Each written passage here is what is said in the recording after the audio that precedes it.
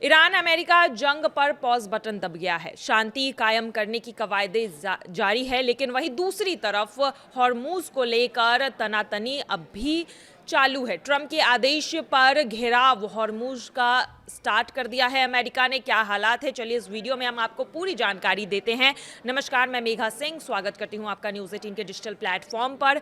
पश्चिमी एशिया का तनाव कम होने का नाम नहीं ले रही है। हॉर्मूज को लेकर अब भी दुनिया में हाहाकार मचा हुआ है। अमेरिकी राष्ट्रपति डोनाल्ड ट्रंप ने अब समुद्री नाकाबंदी शुरू कर दी है। हॉर्मूज में आधी रात को बड़ी हलचल हुई है। जी हां, अमेरिका के राष्ट्रपति डोनाल्ड ट्रंप ने हॉर्मूज ब्लॉकेड के तहत अब ईरानी बंदरगाहों के आसपास 15 से ज्यादा युद्धपोत और अन्य शक्तिशाली हथियार को अब उतार दिया है समंदर में। इस हॉर्मूज ब्लॉकेड ऑपरेशन में कई सारे मिसाइल्स और युद्धतोप का इस्तेमाल किया जा रहा है, जिसमें यूएसएस ट्रिपोली भी है। यूएसएस ट्रिपोली क्या करती है, तो यह युद्धपोत F-35B लाइटनिंग स्लेथ फाइटर जेट और MV-22 एयरक्राफ्ट से लैस है। यह तैनाती अरब सागर में ईरानी तटीय इलाकों को निशाना बनाने के लिए अमेरिका की एक बड़ी सैन्य मुहिम का हिस्सा है।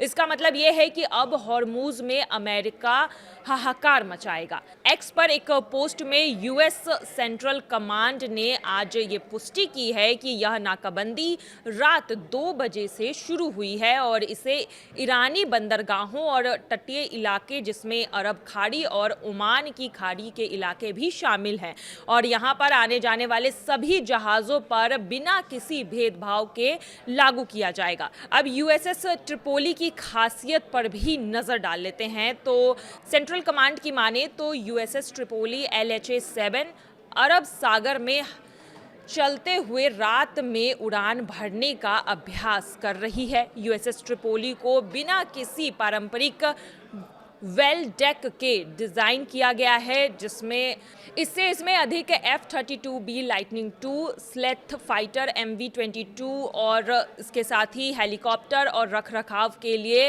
अतिरिक्त जगह मिल पाती है। अब ऑपरेशन जब भी चरम पर होता है तो यह युद्धपोत जहाज 20 से अधिक F-32B विमानों को सहायता देने में सक्षम है। और अब समुद्री नाकाबंदी को लेकर ट्रंप ने पिछली पोस्ट में ये भी कहा था कि फैसले के तहत जो भी जहाज हुर्मुज से गुजरता है और इससे गुजरने की कोशिश करता है तो उसे रोककर जहाज की जांच की जाएगी। खास तौर पर उन जहाज़ों पर नज़र रखी जाएगी जो ईरान को टोल देता है। जो जहाज़ ईरान को गैर कानूनी टोल देता है उन्हें ये सुरक्षित रास्ता नहीं दिया जाएगा। ट्रंप के अनुसार इससे ईरान की आर्थिक ताकत कम की जाएगी। और वहीं दूसरी तरफ हॉर्मूज को लेकर अब ईरान और अमेरिका आमने सामने आ गए हैं और समुद्री नाकाबंदी अमेरिका ने शुरू कर दी है। और अब देखना यही है कि इस नाकाबंदी के बाद ईरान की क्या प्रतिक्रिया सामने आती है। रात के 2 बजे से